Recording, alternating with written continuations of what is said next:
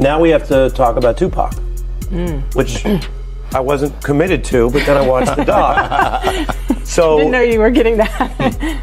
You have a lot of people saying stuff in there that makes it sound like maybe he was responsible for that murder, which has never been proven. That's a very serious thing. But you have Keefe D and over in Vegas now, getting ready to go on trial for that case, saying those things. I told you can't trust these niggas. Now Puffy done killed Tupac, man. Puffy's a sucker, man. You know, I have my guys with me, Thug Life guys, and we heard what he had to say. He basically said he ain't have nothing to do with my brother's murder. We don't talk about things that are nonsense. You think he was lying? Quite possibly, and it's kind of looking that way. Here we are 27, 28 years later. The theory involving him is quite high on the list. Our family, you know, we still suffer.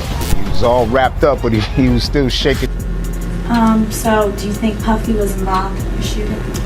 Only they can answer that question. Right. I have my own opinion, but I wouldn't slander their name like they did mine. Right. I wouldn't say things that I knew, you know what I mean? I believe so. I do believe so. I have proved things that I can say that will back up my claim, but this is not for the world to know about. You know what I mean? It's between me and him, and only he knows. So every time he say it didn't happen, or that's the only thing that makes this become an issue to everybody. See me fail, and in my mind sometimes when I'm drunk or I'm just laying down, I'll be thinking like, damn, is this true? Will I fail? Am I supposed to fail? I mean, should I just stop trying to give up?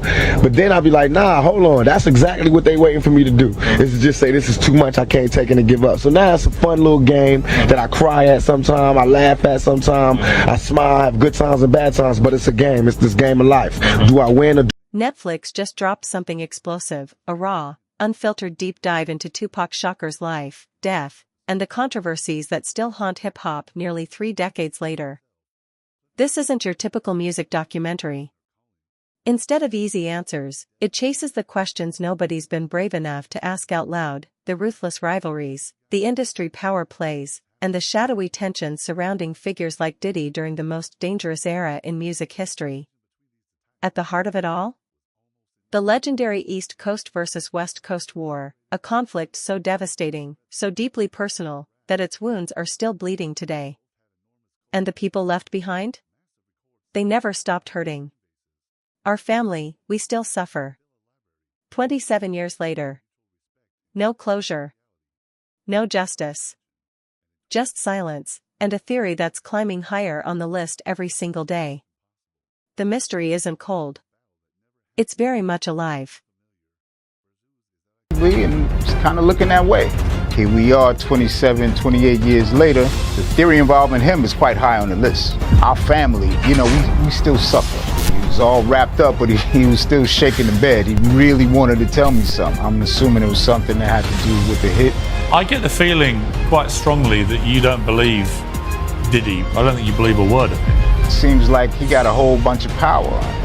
Like absolute power. Absolute power corrupts absolutely. Heavy is the head that wears the crown. What's your message to Sean Combs? Tupac Shakur was American hip-hop's brightest light until he was shot 4 times in a drive-by attack in 1996. His death shocked the world, and Tupac's legend has only grown since his murder, along with the fever speculation about who planned it, who ordered it, and who did it. For 27 years, it was one of America's highest profile unsolved crimes until finally a year ago, Dwayne Keefe D. Davis was charged. He'd bragged about being inside the Cadillac from which the fatal shots were fired, albeit not by him, and awaits trial as the last surviving suspect. But there are many unanswered questions and a tangled web of claims embroidering notorious figures and an infamous East Coast-West Coast gang rivalry. Many people speculate that this web entangles P. Diddy. Sean Combs is, of course, facing trial on a battery of charges, including sex trafficking and racketeering. With his alleged crimes under the spotlight, members of Tupac's family have this week hired an investigator to examine the links between Diddy and the murder. And joining me now is Tupac Shakur's brother, Mopreme. Well, Mopreme, thank you very much indeed for joining me. Good afternoon, good morning, good evening. I don't know what time it is there. It's like early evening in the UK. Are you in LA? Currently. Yeah. Shout out to all of my people across the pond. Well, it's great to have you here on Uncensored. We're very keen to talk to you because obviously a lot has happened to P. Diddy in recent weeks. He's now languishing in prison. Let me start first of all, your reaction to what's happened to him. Before the scandals, before the courtrooms, before the world turned on him, Diddy was untouchable. Sean Combs, The Reckoning takes you back to the beginning, tracing how a kid from Harlem clawed his way to the very top of hip-hop, building an empire fueled by raw ambition, iron influence, and an industry that bowed to his name. But power always leaves a trail. The documentary pulls back the curtain on one of hip-hop's most explosive and most dangerous relationships, Diddy and Tupac Shakur. Through the eyes of Tupac's own cousin, William Law, we get an intimate look at how that bond fractured, how trust evaporated, and how two of the game's biggest icons found themselves on opposite sides of a war neither of them may have fully controlled. East Coast, West Coast. Shifting loyalties. Quiet threats. A rivalry so fierce it consumed everything around it. And then, Las Vegas, 1996. A murder that shook the world and left questions that still have no answers. Now, 50 Cent, never one to hold his tongue, points to something chilling. Netflix let Diddy tell his version of the story. But 50 built a timeline. And that timeline? It tells a very different tale. The reckoning isn't just Diddy's. It belongs to an entire era.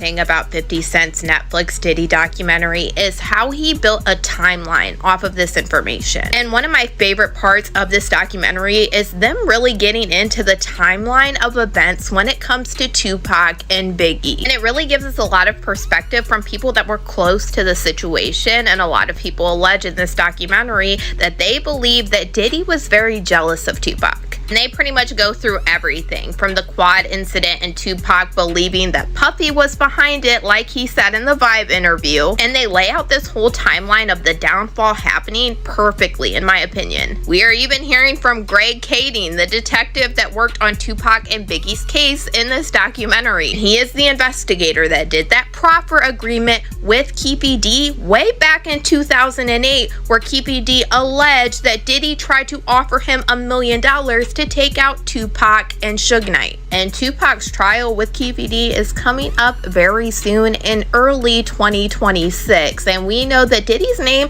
has been dropped at least 200 times during these proceedings already. So this is one case that I am definitely waiting for and I am going to cover. In Keefe D's 2008 proffer agreement, he alleged that Diddy's friend Zip Martin is the one that gave him the weapon that was used to take out Tupac. And Keefe D told the investigator Greg Kading that Zip Martin had a special compartment to keep this weapon in his car that he drove to Las Vegas. And in this documentary, we have Greg Kading confirming that Zip Martin did drive the same type of vehicle that Keefe D alleged to Las Vegas this night. And then during this documentary, we heard from the former president of Bad Boy, Kirk Burroughs, who alleged during this time, Diddy had him hiring a whole bunch of people and getting cars to drive to Las Vegas. And he is now very curious into why Diddy wanted to do this. And he said in his opinion, he now believes that Diddy was being... You know, there was the rumor that after Pac got killed, Puffy gave Zip $1 million that was supposed to be handed over, and Zip ended up keeping it. And I remember when I interviewed TK Kirkland, who was actually roommates with Zip at one point. They were that close. He actually said, yeah. The feds said that too. He said that shit actually happened. Well, the story that has circulated was that after Tupac got killed, Puffy allegedly gave the money. I heard to Zip. Yes. And Zip was supposed to give the money to Keefe and them. Yes. But he never gave the money to him. But thank God he never gave him the money, right? Think about it. If he gave the money, Puffy will be in prison now, money for hire, a murder for hire. So thank God. It's just a true story. I'm not saying yes or no, but if he would have gave... William Lawsane didn't hold back. Speaking openly and without filter, he laid bare the truth about what was really happening between Tupac Shakur and Diddy, and it wasn't just beef. It was something deeper. something that had been building for a long time. As Tupac's influence grew, so did his independence. And according to Lost Sane, that was the problem. A man that powerful, that untamable, refusing to play by anyone else's rules, in an industry built on control, that kind of freedom made people nervous. Very nervous. But Lost Sane didn't point fingers. Instead, he did something more unsettling. He told us to look closer. To go back to that night in New York, 1994. To understand just how chaotic, how fast, how absolutely out of control everything was in that moment. Because in real time, nobody fully understood what was happening, or who was pulling the strings. Then music insider Gene Deal stepped in, and confirmed what many had long suspected. The rivalry wasn't just personal. It wasn't just two rappers with matching egos. It was a pressure cooker. A collision of money, power, and pride, and the heat from that collision made one of the most volatile eras in hip-hop history even more dangerous. Something was always going to explode. The only question was, who lit the fuse? There'd been a murder for hire and Puffy would be locked up. The FBI said he's a dirty motherfucker. Yeah, and he even said that, like, in retrospect, that was probably the best thing that could have ever happened to Puffy. By Zip stealing the money, now Puffy isn't connected to that shit. Or else it would have been like a murder for hire or something, you know what I'm saying? The FBI said Zip. So the FBI told you the same he was thing? a dirty motherfucker, yeah. So the FBI told you that Zip kept that money as well? They said Zip's a dirty motherfucker. Everybody crossed you. You the last one to know every fucking thing. Even lawyers, your friends, everybody can cross your ass. You just don't know. Even the dudes you was riding in the car with every day, like a low jack. Like, what the fuck? Yeah, well, I mean, like I said, Zip had a history of ripping people off. Yeah. He never ripped me off. Well, otherwise he wouldn't have. Did he technically do? I mean, if he kept the money that supposedly. True. So actually, he ripped you off for $1 million. Yeah. If that's what happened, yeah. They sure said it. The FBI said that. The people down, U.S. attorneys, all that. They said that. Zip's a piece. They said he's a piece of shit. But I didn't ever know that he got no money. But they said he got it. Yeah. Well, Gene Deal said he got it too.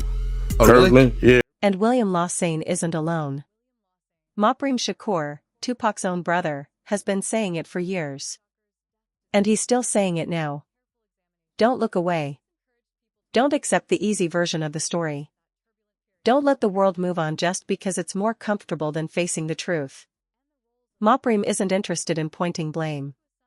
He's interested in something far more powerful, clarity. Real, undeniable, leave no stone unturned clarity. Because according to him, we still don't have it. Not fully. Not honestly. Every figure connected to that era.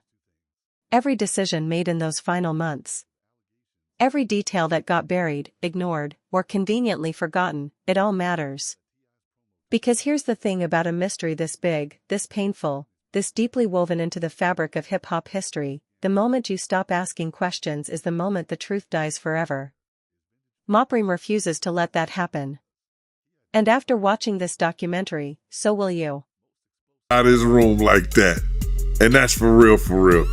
You understand? I'll be like, yo, when I had to, because most of the time, I would walk some of them to the door, walk them to get their cabs or whatever like that. Or, take them down the street and get their cabs and everything like that. Now you be like, I'd be laughing. I just kept a smile on my face when it came to that shit. Because I know for a fact, because he said it himself. He said, I don't know how to talk to women. I don't know how to talk to girls. You understand? I said, you don't have to know how to talk to nobody. You're a millionaire. You got it. So he was jealous of Pac because Pac ain't had to do that. Pac had that aura, you know what I'm saying? And he probably knew how to communicate with women. And most women who he talked to that said stuff, said about him. You understand? Like, and we talk about the whole incident of the Quad Studio shit. Like in the documentary, they was talking about that, right? You know what I'm saying? They talked about the Quad Studio shit, but they didn't mention the fact, and they left it out, that Big and C's did not know that Puff and Andre Harrell was in Jimmy Henchman's office the day Pac got killed. I mean, the day Pac got shot at Quad Studio. Let me repeat that again so it don't get mixed up in the whole thing. They did not mention that Andre Harrell and Puff Daddy and Jimmy Henchman were all in the office together. Puff was on the office because he was trying to spy on Big and them, because Big was writing the Junior Mafia stuff and Puff had his publishing. I told this to a couple of people before, I said it before, and you got people that's running with it like they knew the story in the whole 9 yards. You understand? They'll lie and you ask them, how do you know that? Who told you? They couldn't even tell you that. They'll tell you some lie, they did some kind of investigation, but it didn't happen like that. You understand? Puff was there to spy on Big because he had owned Big Publishing. And Big had turned around, and the same people who helped Puff get Big Publishing. But it's not just about justice. It's personal. Mopreme Shakur carries something with him that no documentary, no investigation, no verdict could ever erase: the memory of his brother's final moments. In those last seconds, Tupac wasn't just fighting for his life. He was trying to say something. Desperate. Urgent. Like a man who knew exactly what had happened, and needed the world to know it too. That image never left Mopreme. It haunts him. It wakes him up. It follows him through every single year that passes without answers. And instead of breaking him, it fuels him. Every unanswered question. Every ignored lead. Every year the truth stays buried, Mopreme feels it. Because he was there. He looked into his brother's eyes in those final moments and saw something the rest of the world will never fully understand. He owes it to Tupac to keep pushing. To keep asking. To never, ever let the silence win. Because somewhere in those final desperate moments, Tupac was still trying to tell us the truth. We just have to be brave enough to listen.